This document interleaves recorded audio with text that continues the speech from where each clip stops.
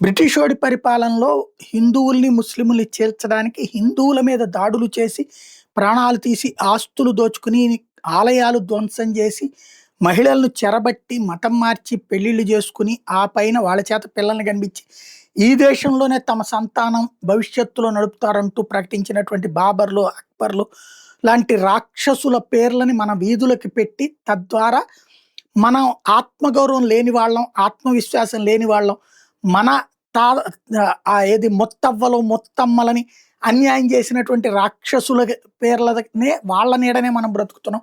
వాళ్ళ పేర్లున్న ప్రాంతాలను బతుకుతున్నాం అనేటటువంటి ఒక మానసికమైనటువంటి దిగజారుతనాన్ని మనలో తీసుకొచ్చే ప్రయత్నం చేశారు.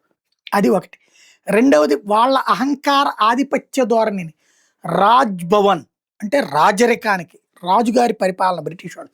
కాబట్టి ఇక్కడ రాజ్ భవన్ అంటే ఆ రాజుగారి ప్రతినిధి భవనం. అదనమాట రాజ్ భవన్ల యొక్క అర్థం.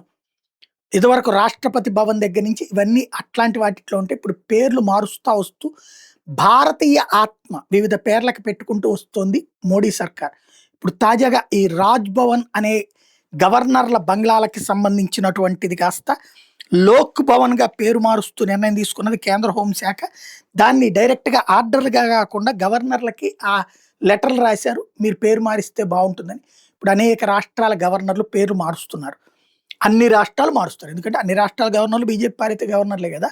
అక్కడ ఏదైతే బెంగాల్లో మారుస్తుంటే అట్ నువ్వు ఎట్లా మారుస్తావంటూ ప్రభుత్వం మార్చాలి, రాష్ట్ర ప్రభుత్వం అంటూ అక్కడ ఉన్నటువంటి సీఎం రచ్చ చేపిస్తోంది.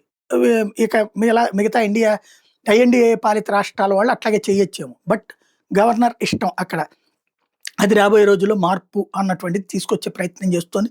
మోడీ సర్కార్ తీసుకున్న సంచలనాత్మకమైనటువంటి నిర్ణయం అది.